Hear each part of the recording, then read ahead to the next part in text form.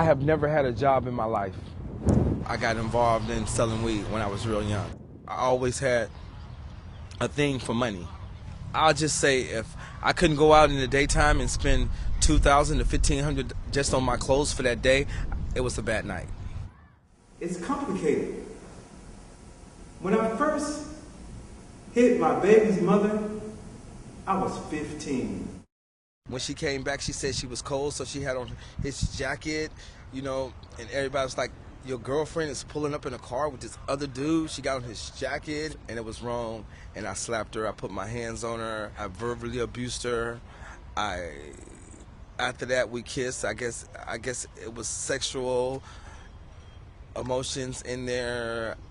It was a lot of stuff that I did to her that was wrong, and I had to come to terms and deal with it and just know that as I was learned to fight and protect myself, I have done verbal violence, all kind of violence to women. I have. I was 14 years old the first time I fit the description. Young, Latino, male, brown hair, brown eyes.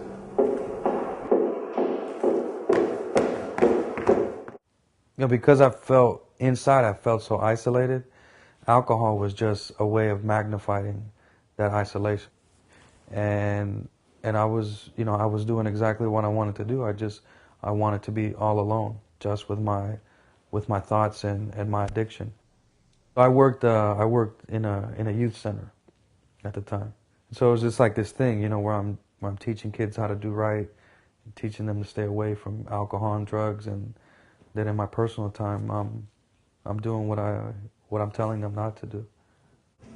Listen, let me tell you, when I bring music to the block, all the real brothers come out and share their talent. And the words from their lips fill our streets with peace.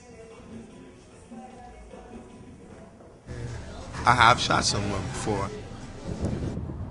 It was my first time using a weapon, and I pulled a weapon on this guy, and I remember him getting on his knees and begging for his life. And that was where my inside, I changed. Something in me changed. I felt a different kind of power. I knew what it felt like to be a victim, and now I knew what it felt like to be the perpetrator, to be the person in power, to be the person in control, to be the street thug.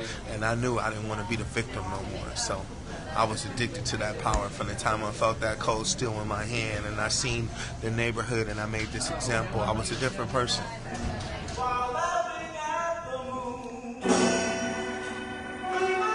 The belief and the attitude that as men we have that we can do whatever we want, and like we're entitled, you know, because we're men, you know, because we're strong, you know, we're powerful, we're masculine, you know, all the machismo, especially that comes, you know, with being a Latino male, you know, that a man is a macho man, no matter how old he is, you know, and I have to be like this strong man. I have to be like, you know, a man that doesn't cry. I have to be a man that shows no fear, you know. And man, I'm afraid.